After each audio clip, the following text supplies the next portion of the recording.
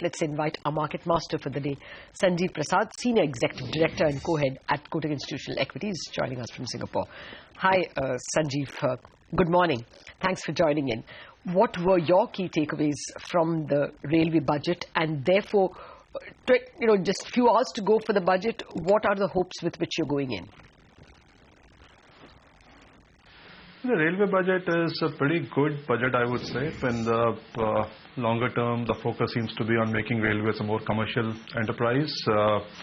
Obviously there are a lot of issues on funding, etc. we need to be sorted out, but the focus is pretty clear. There's no longer any focus on populism. The idea is to increase the productivity, efficiency of railways and make it a commercial organization. So there is a lot of focus on just improving the efficiencies in the system itself. So there's for example, no new trains being talked about, but there's a lot of focus on the upgradation of the network as of now. There's a lot of focus on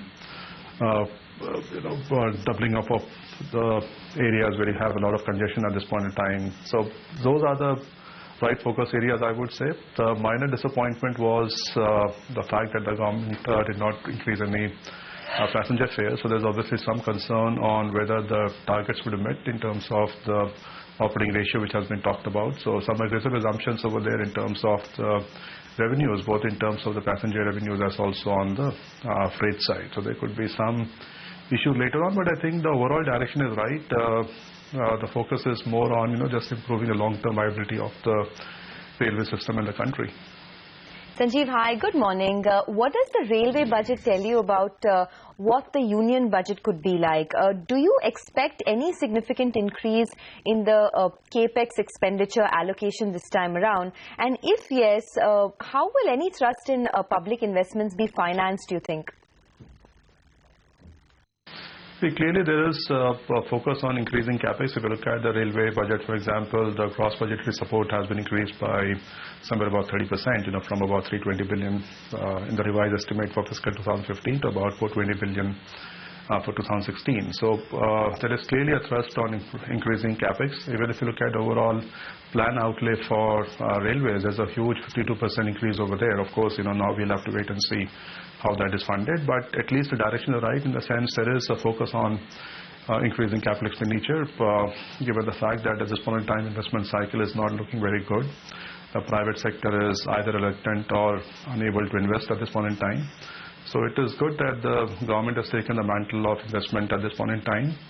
On the financing part, I'm not too worried, honestly. The good news is, of course, we have a lot of support from lower oil prices. If you do the math between fiscal 2015 and 16, if I take oil prices about, let's say, $60 a barrel, which is where currently dated Brent prices are, the central government will make an additional about 600 billion rupees just from higher excise duty on diesel and gasoline.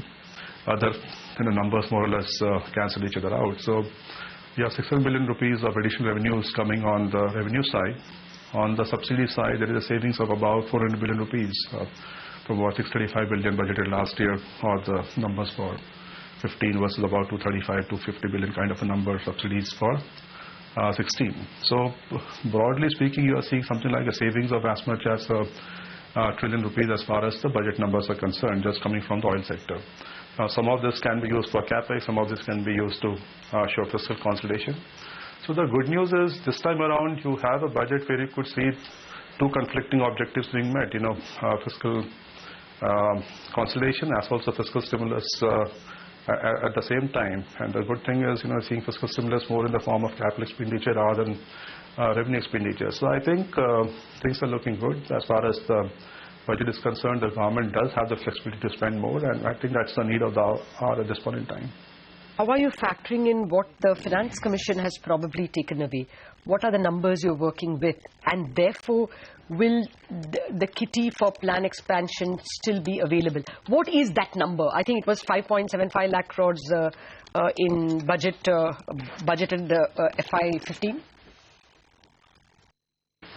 See, clearly there would be a decline as far as the central government net tax revenues are concerned. The gross tax revenues will not change for, let's say, 2016, whatever the government estimate, that's not going to change too dramatically. But what is going to obviously change is the fact that the government has to give more to the to the states, 42% versus 32% earlier of the divisible pool. So what that means is the net taxes to the government is somewhat lower compared to the earlier expectations. At the same time, what the government will do is a lot of expenditure, plan expenditure in particular, which is done by the government on several central social schemes. The expenditure on that will be transferred to the states at the same time. The capital expenditure part, which is on most of the central subjects such as railways, atomic energy, national highways, those would still stay with the government. So broadly speaking, I would assume that as far as 2016 numbers go, whatever the reduction in the taxes because of higher devolution to the states will be offset by lower expenditure as far as the central government's contribution to the central plan schemes are concerned. So net, I won't be too concerned about the fact that the top line of the central government is going to get affected because of higher devolution of the central taxes to the states. That's an interesting point you make, Sanjeev, about the fact that, with this capex envelope now open, there could be higher expenditure into some of these much needed sectors. Maybe NHAI's budget for roads, highways could be increased. Some are talking about renewable energy, affordable housing, etc. So keeping that in mind, as an investment potential or investment opportunity, where do you see value? Value is something which we don't see in this market at this point in time, unfortunately. But obviously that is in the context of what the investment cycle eventually looks like, 1 or 2 years down the line. At this point in time, there is still a lot of issues on the investment cycle. Yes, the government is trying to kickstart it. Obviously there are all expectations at this point in time. Do keep in mind the fact that at best the government can probably increase the capital expenditure by somewhere about, let's say, 50,000 crores. If you have to show a decent amount of fiscal improvement at the same time, let's say from 4.1% gross fiscal GDP for 2015 to 3.6%, which is the target for 2016, then you really don't have that much scope for capex at the same time. I think somewhere about 50,000 crores is what we can assume as the incremental capital expenditure when it comes to the central government numbers alone. Now, whether that's a big number in the context of the size of the country, the answer is no. But in the context of, let's say, the central government's own capex numbers for last year, the budget numbers, if I remember correctly, was somewhere about 2.3 trillion rupees. It's still a meaningful increase. 2.3 going up to, let's say, 2.75, 2.8 kind of a number in trillion rupees. It's still a decent increase. But what we really require is the private sector to start firing. And I think that's still probably 2-4 quarters away. We still have a lot of challenges which this government needs to overcome in the form of land laws which need to be amended. You know what's happening in the parliament over there. Labor reforms, some of the state governments are doing the right things. Approval processes are being made more transparent. Auction processes are being made much more transparent. And auctions are going on for coal and other resources. So I think the government is doing the right things in terms of making the investment climate better in the country, addressing the ease of doing business, etc.